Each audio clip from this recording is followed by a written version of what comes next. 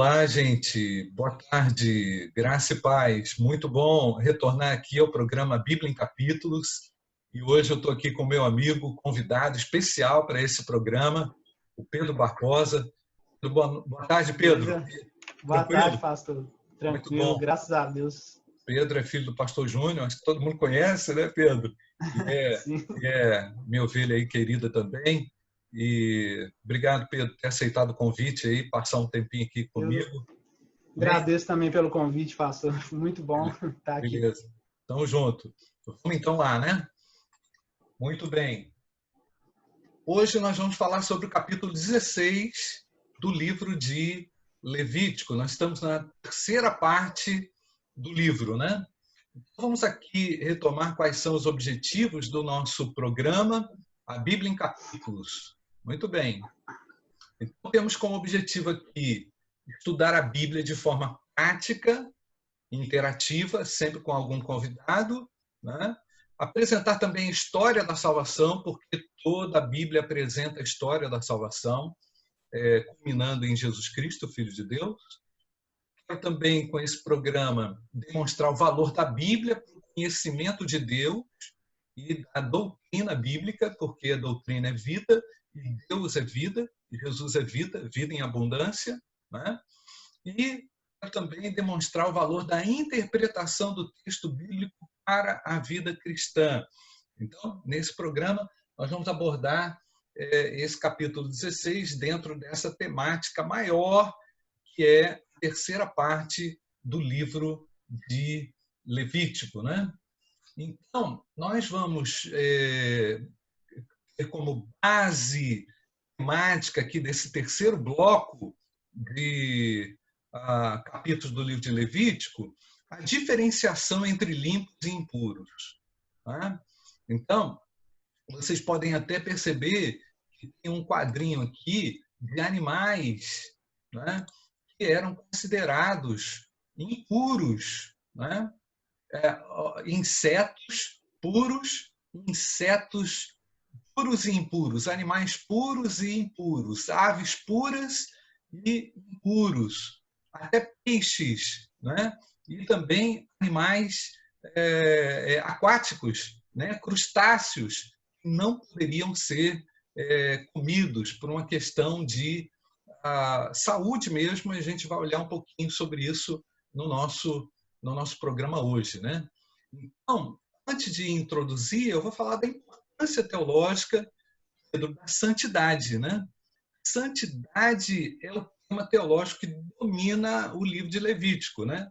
O Senhor é um Deus santo, um Deus que se torna pessoal, ele é presente e exige santidade também daqueles que são aliançados com ele. E Pedro, lá no Antigo Testamento, na Antiga Aliança, aquele povo tinha que pesar por esse aspecto, porque o Deus criador era um Deus puro, que purificava, que habitava também no meio do povo, né? Sim. Então, você imagina, Pedro, como é que isso aconteceria naquele contexto, né, religioso dos judeus, e que tipificava também aquilo que iria acontecer hoje no nosso contexto da graça, debaixo do novo pacto, né? Então, nós temos aqui todos esses capítulos e versículos que abrangem essa terceira parte do livro, que trata desse tema, diferenciação entre limpos e impuros, né? Muito bem. Então, ele é o Deus, considerando ainda a relevância teológica, né, que se torna sempre pessoal, e ele exige santidade daqueles que são aliançados com ele. Eu estou enfatizando isso mais uma vez, porque me parece que hoje, Pedro, o pessoal não está muito ligado em coisas de santidade. Quando fala em santidade, né? O pessoal, né? Bem O pessoal distante, né? fica distante, acha que é um discurso moral, isso aí é moralizante, isso aí não está na moda, eu tenho a minha verdade, você tem a sua, não é bem assim, a Bíblia não é para hoje, então o pessoal fica meio confuso hoje, né? Eu quero enfatizar essa questão da santidade como muito definidora para a vida do cristão, né? Então, um aspecto importante é essa necessidade de santidade durante a abrangência desses capítulos aí, né? Então, os animais, as pessoas, as plantas, elas são separadas. Tem todas essas referências aqui. Se depois você que está participando desse programa quiser ver com calma, todas essas referências apresentam também, assim como os sacerdotes, os levitas e os próprios utensílios do tabernáculo, que tinham que estar de acordo com aquele rigor. Havia uma espécie, Pedro, de preocupação com higiene também, não é? Havia uma espécie de preocupação sanitária também desde aquela época, né, Pedro? Você percebeu isso? Percebi. Eu percebi que, assim, desde o início de todo o ensinamento desse capítulo aí sobre o que está por trás de tudo, que é a perfeição, né? A perfeição. E é sempre a busca da perfeição, né? Não que a santidade seja a busca da perfeição para nós, né? Mas como Deus está por trás disso tudo, né? A responsabilidade que é tratada, né? Através do sacerdote lá para tudo isso, né?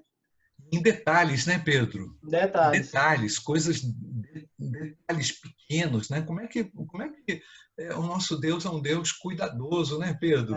Em pequenas coisas. Às vezes a gente acha que é só em grandes coisas.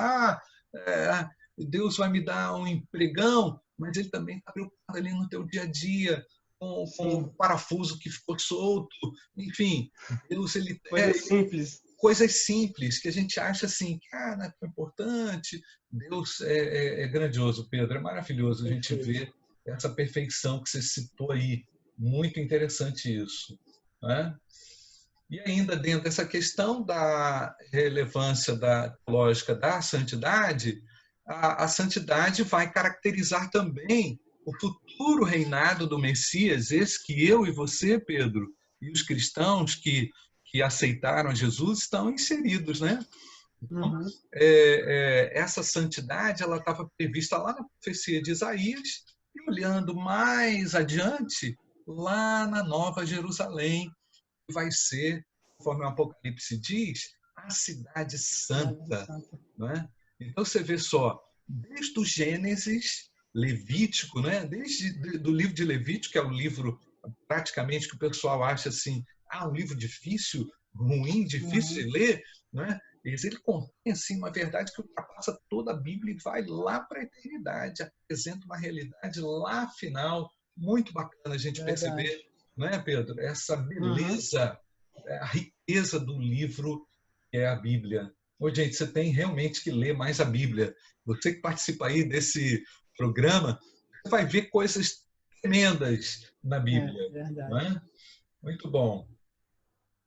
Então, olhando de uma forma geral esse bloco de versículos, na terceira parte, nós vemos lá o capítulo 12, preocupada com a impureza causada pelo parto, não que a mulher que teve o neném é podre, não é nada disso, mas ela estava passando por um ciclo difícil ali, ela precisava ser purificada. Olha a preocupação sanitária incrível, né? Para que ela não se contaminasse ou contaminasse alguém. E o próprio bebê, a própria criança. Não é? Então, havia também uma preocupação da impureza causada pela lepra, né? E no capítulo 15, os procedimentos relacionados ao mofo, bolor, que poderia ameaçar trazendo alguma toxina, trazendo algum problema pulmonar, respiratório, alérgico. O pessoal já desde o Antigo Testamento tem essa preocupação, aqueles ritos, e aquele mofo ele tinha que ser queimado. Lá o capítulo 15 você vai ver como que tudo era feito, né? Com tantos detalhes. É impressionante esse cuidado de Deus com a saúde das pessoas, né? Sim. Eu vejo nisso aí. E às vezes também, Pedro, a gente nem vai tocar muito nesse assunto hoje, mas às vezes o pessoal não está nem aí preocupado com saúde, com nada. Ele, não é? Acontece. E a gente percebe através disso tudo, né, que como prova, né, de que a saúde é uma coisa que Deus deseja para nós, né? É verdade. É algo que Deus deseja para nós, né? Igual quando a gente vê impuro, assim, muita gente entende errado, né? Quando fala sobre igual a impureza no parto e tal. Uhum. Tem mais, creio eu, pastor, posso estar até errado, você pode me corrigir, por favor. Eu vejo o impuro ali como se fosse o contrário da perfeição, o contrário da boa vontade de Deus, né? Nada mais além disso. É verdade. É a perfeição de Deus mesmo para o ser humano, por ser criado, que ele tanto ama, né, Pedro? Uhum. Que ele tanto pesa, que ele tanto ama. É maravilhoso, né? Vamos seguir aqui. Então, nós vemos hoje no capítulo chave do nosso estudo, o capítulo 16 de Levítico, esse tema também, a necessidade de santidade. E nós vamos fazer um resuminho rápido aqui, Pedro, logo para a gente entrar na nossa discussão, né?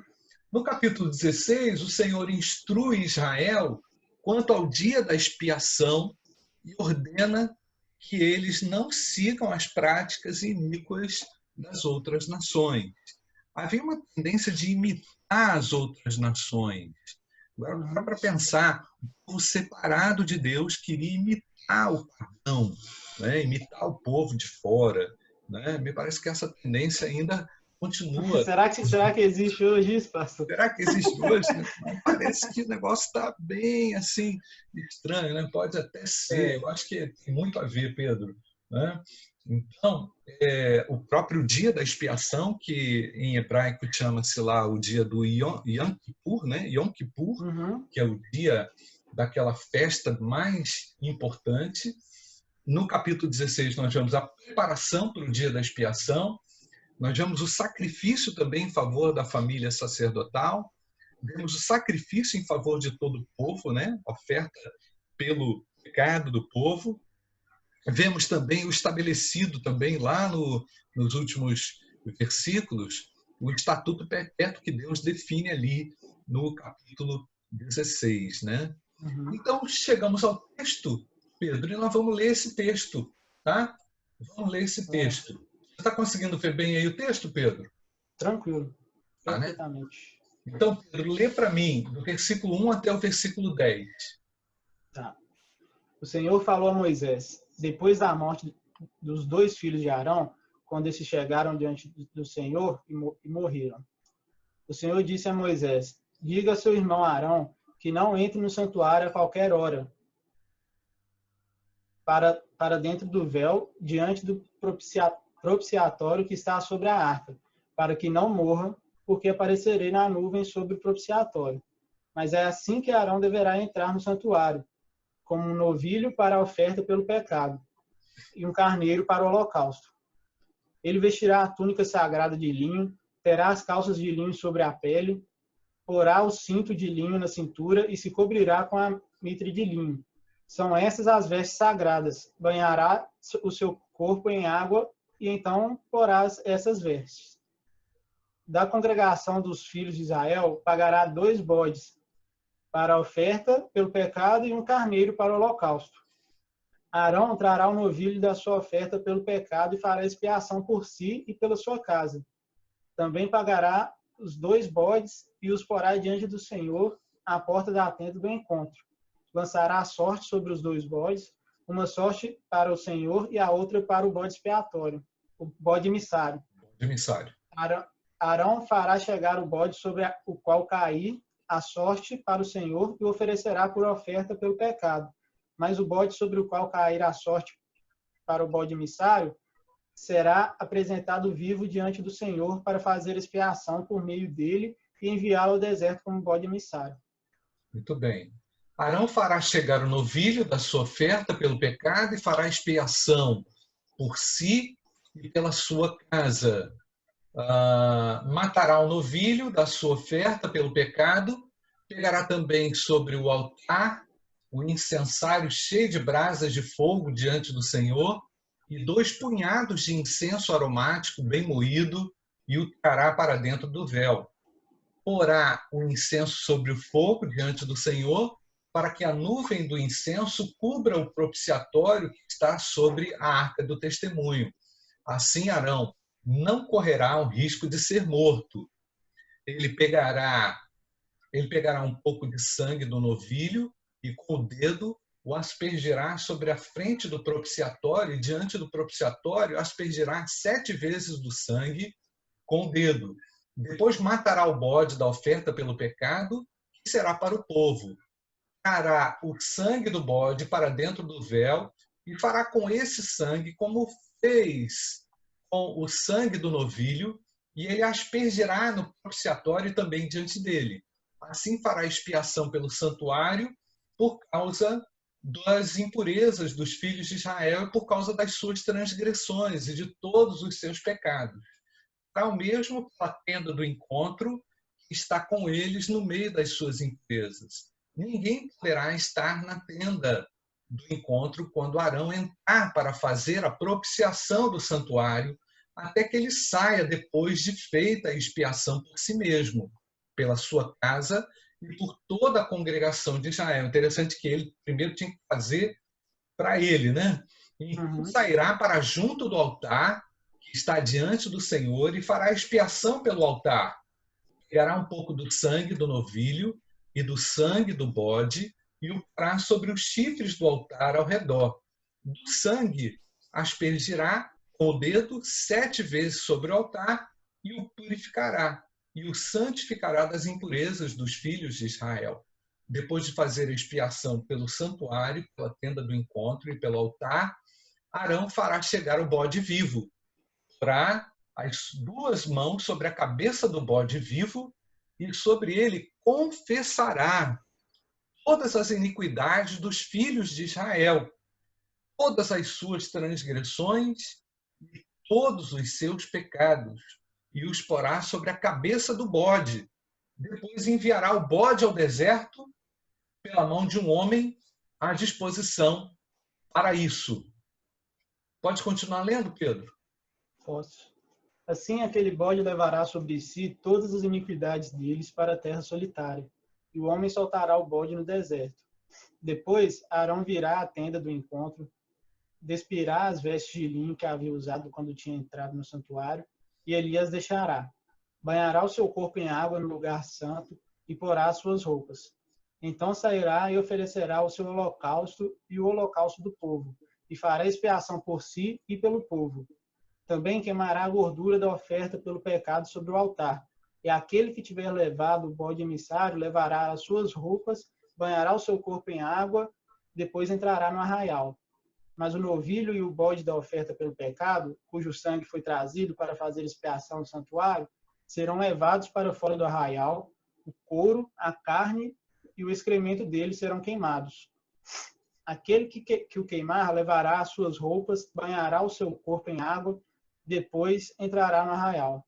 Isso lhe será por estatuto perpétuo.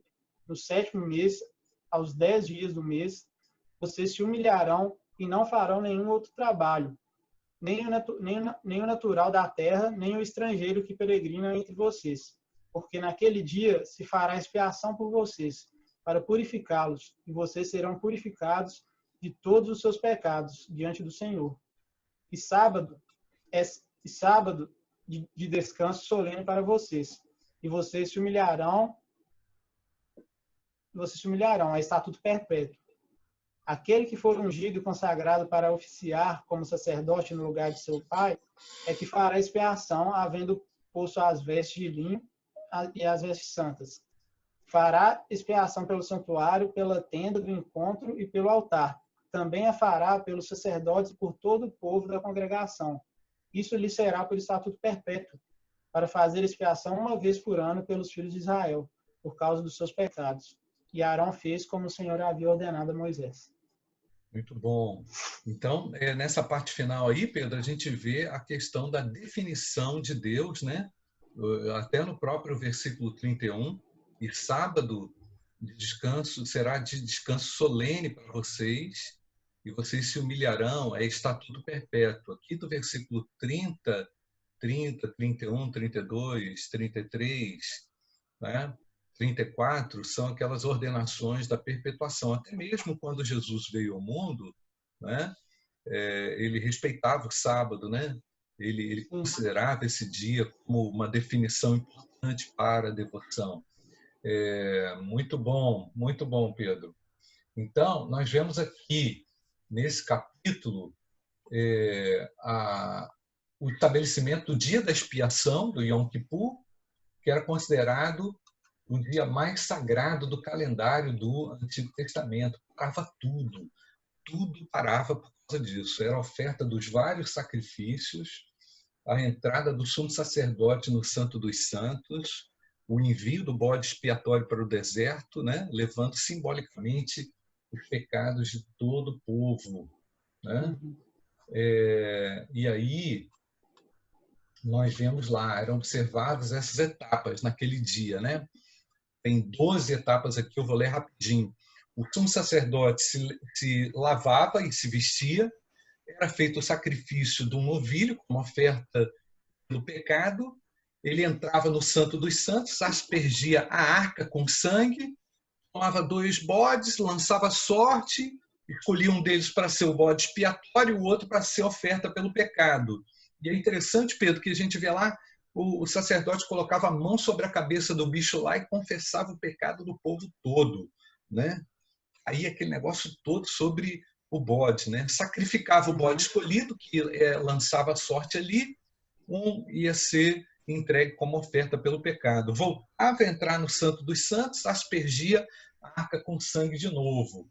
E dirigia-se à parte externa da congregação, aspergia também com sangue. Saía para o pátio do tabernáculo, aspergia o altar principal com sangue também. Confessava os pecados enquanto impunha as mãos sobre a cabeça do bode. Está lá no versículo 20.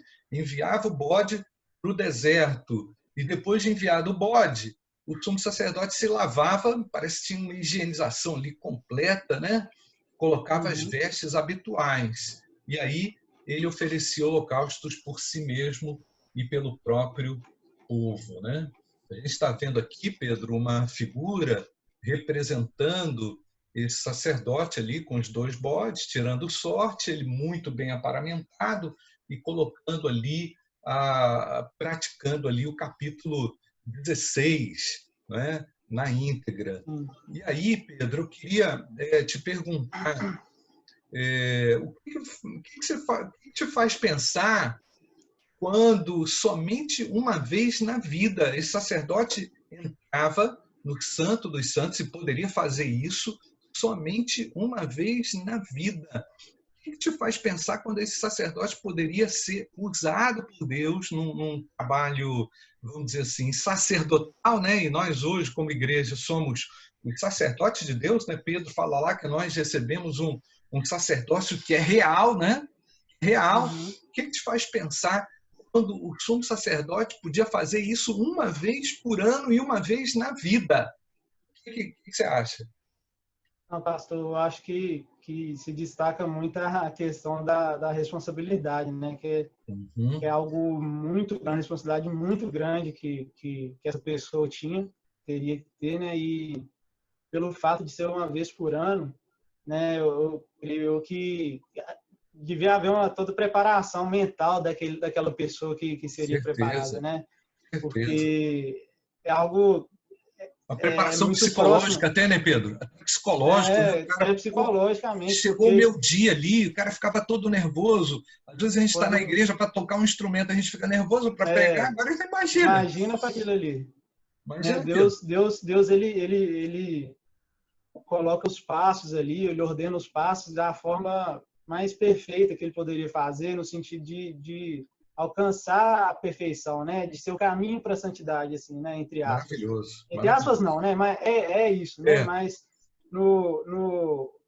isso me faz pensar também na questão de como a pessoa deveria se enxergar, até a questão da autoestima do sumo sacerdote. Você pensa assim, nossa, meu Deus, quem sou eu para entrar lá e orar pelo povo, né? É verdade, é verdade.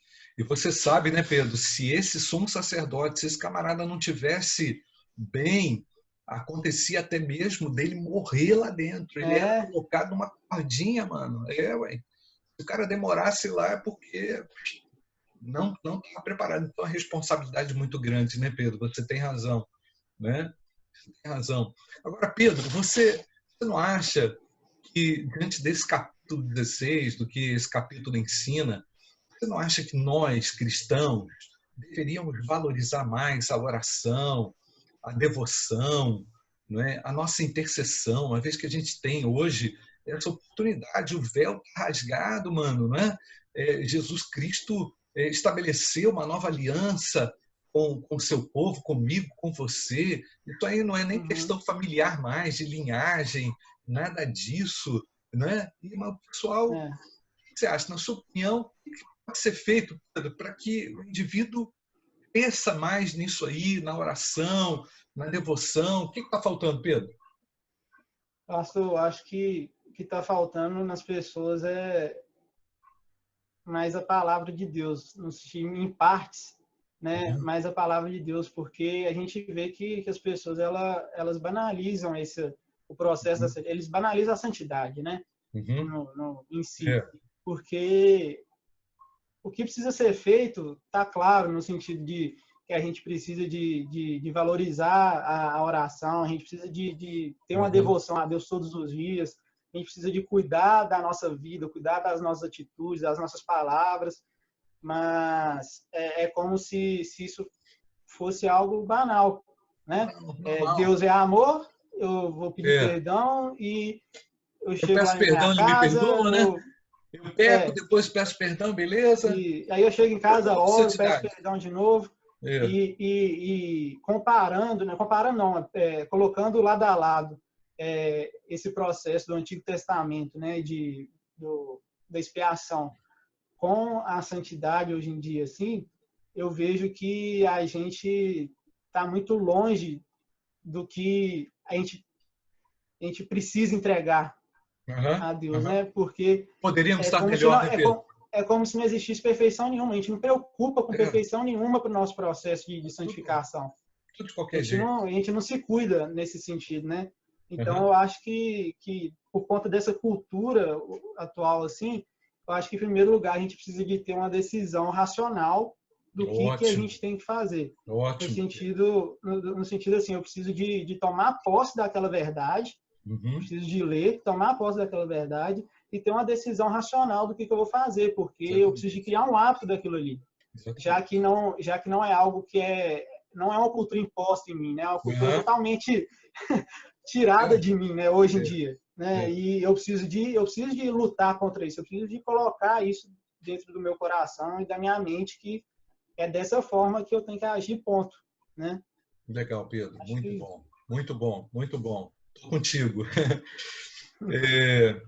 Pedro, a gente está quase concluindo. Você não acha que o pessoal das igrejas eles estão inventando também muita moda? Sabe por quê? Nós vemos ali um Deus estabelecendo critérios, formas de culto. É lógico que nós estamos olhando para a aliança antiga, né, Pedro? Que é bem diferente. Mas você não acha que, por um outro lado, o pessoal não está abusando muito da sorte, da liberdade, muita invenção, fazendo muita coisa que Deus não pediu, né?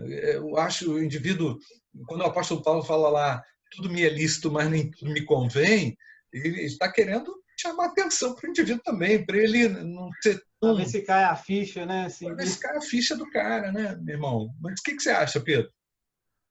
Não, pastor, acho que quero a sua opinião. A coisa tá feia. Resumindo assim, a coisa tá feia. Eu acho que a igreja, a instituição, hoje em dia, ela tá muito antropocêntrica, sabe? Deixou há muito tempo voltada para o homem. Cristocêntrica, né? É isso. Porque tudo muito se tornou uma questão de opinião. Isso, exatamente, né? Até essa cultura que a gente conversou sobre a valorização da nossa santidade, da nossa devoção, faz parte e é, entre aspas, ensinado pela igreja involuntariamente, né, de forma indireta, né? Essa questão de fazer coisas que não são desejos de Deus. Um vale Né? tudo, né? Parece que é um vale tudo, né? Não que sejam coisas erradas, não que seja pecado, não é isso. É a questão de, tipo assim, as pessoas, elas preferem agradar a elas mesmas, ou então a outras pessoas, ou então a algum certo público. Tá preocupado só com o like lá. Tá preocupado só tipo isso, bombar. tipo isso. Tipo isso. Né? E deixa de valorizar mais a vontade de Deus. Né? A gente vê que hoje em dia discussões no meio evangélico assim, maioria das vezes não é sobre o evangelho de Cristo. Não né? é sobre a santidade, né? Sobre você vai no congresso e o pessoal está discutindo de calvinismo e não sei o que lá. Predestinação, não sei o que lá. Mas, e a vida prática? E a vida prática? E as vidas ganhas? Exatamente. Né? A salvação, o discipulado. A salvação. Os eventos são voltados para as pessoas, né? Não é problema você chamar uma banda aqui que é famosa, não é problema você chamar um pregador que é famoso, mas é um problema quando você tem um raciocínio de que o que você precisa pensar em primeiro são as pessoas. Né? Se for possível você se agradar as pessoas, que bom. Mas não é o essencial, não é isso que Deus quer. Deus quer a perfeição dele na nossa vida, né? Ele quer ele em nós, né? Então a gente eu até lembrei de ontem, Pedro, no culto, você até estava tocando ontem, e aí lembrei até do falecido pastor Isaltino, que naquela reunião, ele naquela vez que ele veio aqui na aniversário da igreja, ótimo exemplo esse. O cara chegou lá e falou assim, gente, eu estou com 10 folhas aqui para falar. Vai demorar 1h30. Vai ser chato, tá? Era encontro de jovens. A sala estava lotada. A gente reunia lá na Proimagem ainda. A sala lotada de jovens. Meu irmão, ninguém deu nem um fio. Porque o conteúdo... Não estou dizendo que a coisa tem que ser imposta. Nada disso não, Pedro. Não estou querendo dizer isso não. Eu estou querendo falar que isso não pode ficar para trás, cara. Né? Não pode virar um negócio, como você falou, o homem no centro e Deus fica para lá. Não tem lógica, né? Aqui eu até coloquei essa figura, Pedro, lembrando até como que esse sacerdote está aparamentado, todo arrumado, não é? A barba está até parecida aqui com a do teu pai, ó. Brincando. Brincando. Essa parte eu não vou cortar, não, vou deixar. Só para a gente zoar ele. Aqui tem uma figura clássica também antiga, do sumo sacerdote enviando esse bode expiatório para o deserto, né? Esse bode levava o pecado de todo mundo e ficava para lá, voltado para a sorte dele. E coloquei essa imagem aqui com essa fala, apresentando Jesus Cristo como Cordeiro de Deus e, ao mesmo tempo, também lembrando que o Senhor foi sacrificado fora do arraial. Né? Veja bem a importância disso, a construção desse texto para a história da salvação. Né? Tudo aquilo lá, Pedro, era uma tipificação também do que iria acontecer lá no Novo Testamento, séculos e séculos depois. Né? Então, é o Cristo tipificado, esse bode, o cordeiro também, é o bode e o cordeiro, sacrificado e o bode. Né? Então, a carta aos Hebreus faz vários comentários e várias comparações também entre o dia da expiação, Yom Kippur, e a morte de Jesus. Não vai dar tempo da gente falar sobre isso hoje, mas vale a pena a gente olhar o texto de Hebreus com essa perspectiva. Né? E ao ser entregue nas mãos dos gentios e morto fora dos muros de Jerusalém, Jesus foi levado para fora do arraial como bode expiatório do passado. É incrível, Pedro, é muito emocionante quando a gente vê isso, cara, que o nosso Deus cumpriu fielmente com o seu na história da salvação, apresentando a Cristo lá no Antigo Testamento, lá no livro de Levítico, num detalhe que às vezes a gente não percebe quando lê. O que interessante, pastor. Não, é muito difícil de pensar nisso tudo, né? Nessa perfeição toda. E a gente vê assim, muitas pessoas falando sobre Deus do Antigo Testamento, Deus do Novo Testamento. Isso aqui é uma prova de que Deus foi o mesmo e sempre vai ser o mesmo. Deus. É o mesmo Deus. É uma prova de que ele apenas venceu mais uma vez Satanás e sempre vai estar vencendo, exatamente, né? Exatamente. Tremendo. É muito interessante isso. Muito top. Muita benção. Vou fazer um destaque final, que a gente está chegando quase ao final do nosso programa, né, Pedro? Então, o que eles faziam não eram invencionices, nem manias, nem personalismos, né, de Arão ou de Moisés, ou do povo. Uhum. Assim, estão fazendo o que o povo quer. Não. Mas era o Senhor que estava por trás de tudo isso. Então, Pedro, em toda a nossa prática religiosa, entre aspas, né, nossa prática cristã, nós temos que ver qual é a direção que o Senhor tem para aquilo que a gente quer fazer. Como que isso é importante, né, Pedro? Para a gente não ficar colocando o nosso eu na frente. Né? Nossa, muito interessante. Estamos chegando aqui ao final do nosso estudo, a Bíblia em capítulos. Pedro, foi um prazer tremendo ter você aqui. Foi muito boa essa interação, muito emocionante. E a gente fica bem tocado com tudo isso que Deus faz, né? Através desse livro maravilhoso que é a Bíblia, né? Muito bom, Pedro. Muito bom estar aqui, pastor. Oportunidade do estudo e tudo assim, aprendizado, né? Muito legal. Agradeço Pedro. Muito pela sua vida, pastor, por esse projeto aí que você está fazendo. Amém. E que seja muito usado por Deus. Amém. Glória a Deus, Pedro. Valeu, tá? Junto, pastor. Obrigado. Você que participou aí desse programa, compartilha esse programa, dá um like lá no meu canal. Ajuda, né? Me ajuda aí para a gente poder propagar ao máximo isso aí. Que Deus abençoe, Pedro. Um forte abraço a você que acompanhou esse programa até o final. Na paz, hein? Tchau, tchau.